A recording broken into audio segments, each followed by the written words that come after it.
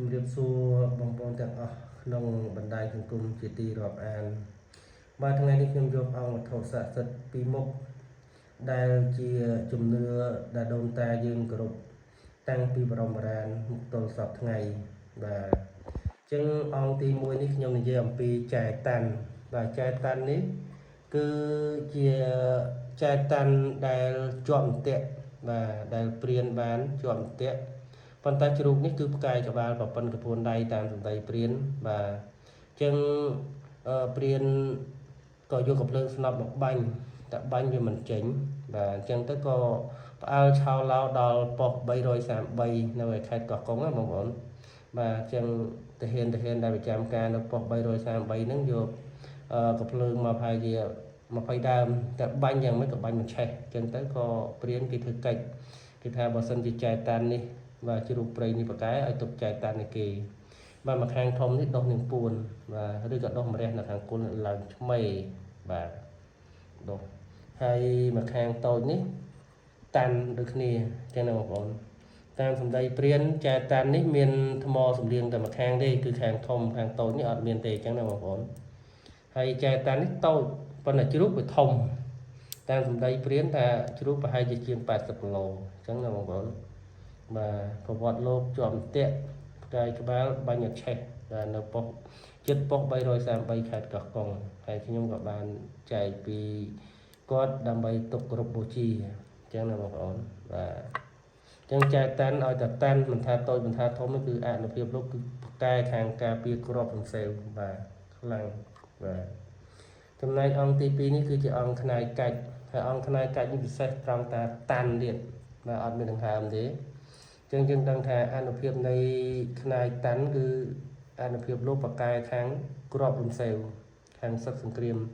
នេះលោកលើសពីគេខ្នាយតាន់ទៀតថងលោកគឺជាខ្នាយកាច់ហើយតាន់បាទហើយពណ៌ឡើងទុំ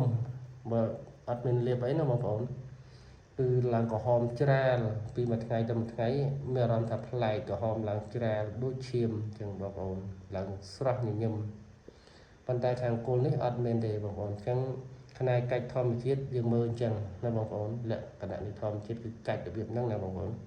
ហើយនេះគឺជាខ្នាយកាច់មួយអង្គក្នុងចំណោមនាងពួនខ្នាយកាច់ទាំង3ដែលនៅក្នុងដើមទំពង់តែមួយប្រវត្តិរបស់លោកគឺបាននៅស្ទឹងកាចាន់បាទពូដែលជាម្ចាស់ខ្នាយនេះគឺគាត់ជាអ្នកចំការហើយគាត់ជួលដីគេផងប្រហែលជា10ហត្ថអញ្ចឹងគាត់កាប់ព្រៃនឹងដុតដើម្បីយកដីធ្វើចំការដុតមួយកន្លែងមិនឆេះប្រមូលគល់ឈើនោះក៏ដុតមួយកន្លែងទៀតមិនឆេះក៏ដុតប្រមូលដុតមួយកន្លែងទៀតនៅតែដុតមិនឆេះបាទអញ្ចឹងទៅគាត់គិតថាប្រហែលជាក្នុងដើមឈើនោះមានខ្នាយកាច់ឬក៏ចែកាច់ទេបាទជាដើមឈើមួយកង់នោះដុតវាមិនឆេះតាមសម្ដីរបស់លោកពូដើមទំពង់ទំហំប្រព័ន្ធធុងពេត្រូលហើយប្រវែងប្រហែលជាសល់1ម៉ែត្រជាងណាបងប្អូនហើយគាត់ដឹកយកមកផ្ទះក៏ពុះទៅឃើញខ្នាយកាច់3អង្គមួយនេះគឺនៅចំកដាលដើមបាទកាច់មុនគេបាទពណ៌លោកឡើងក្រហមច្រាលគេហៅពណ៌ទុំបើយើងនិយាយពីអ្នកលេងវត្ថុស័ក្តិសិទ្ធិគេថាពណ៌ល្មៀតស្អុយបាទអញ្ចឹងកាលណាដល់កម្រិតហ្នឹងហើយគឺបាញ់មិនឆេះទេហើយថ្ងៃក្រោយមកគាត់មិនអស់ចិត្តគាត់សន្សំចិត្តថាថ្ងៃណាមួយគាត់នឹងសុំលោកពិសោធន៍ជាមួយនឹងក្របកំភ្លើងនៅថ្ងៃមួយគាត់ក៏បានទៅលេងផ្ទះមិត្តភ័ក្តិគាត់ដែលជាមេប៉ុស្តិ៍បាទ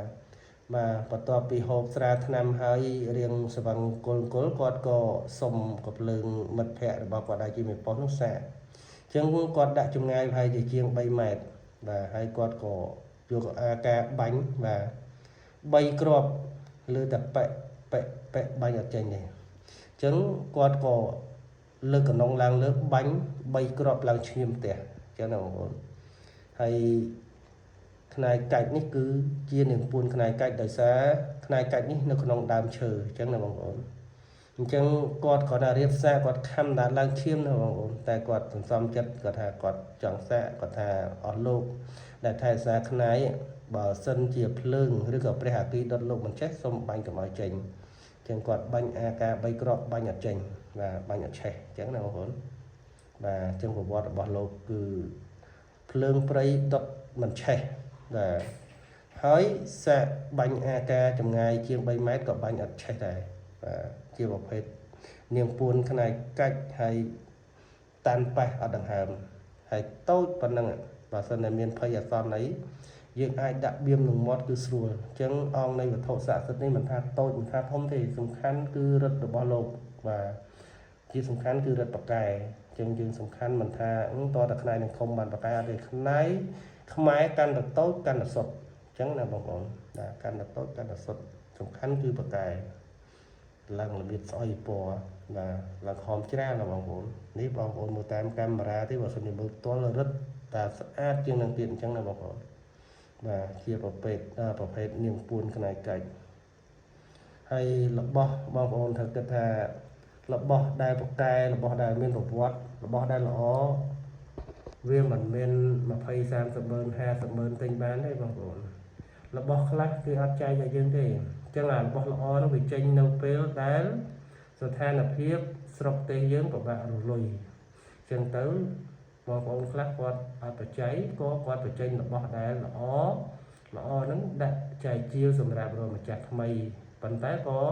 មិនមែនគេលក់ហើយយកមកចាយមកព្រាតអស់ទេយ៉ាងហោចណាស់ក៏គេដោះតល់គេបានអ្វីមុខដែរបានគេដាក់ចែកជាវឬក៏ដាក់ដោដើម្បីយកមកប្រើការអញ្ចឹងណាបងប្អូនចឹងវត្ថុទាំងពីរនេះគឺជាវត្ថុដែលខ្ញុំគោរពផ្ទាល់ខ្លួនអញ្ចឹងណាបងប្អូនបាទធ្វើវីដេអូចែករំលែកដើម្បីទុកជាឯកសារអរគុណបងប្អូនទាំងអស់ដែលបានចូលមើលក្នុងវីដេអូរបស់ខ្ញុំនេះបាទសូមឲ្យជួបតែសេចក្តីសុខគ្រប់ពេលវេលាសូមអរគុណសូមជម្រាបលា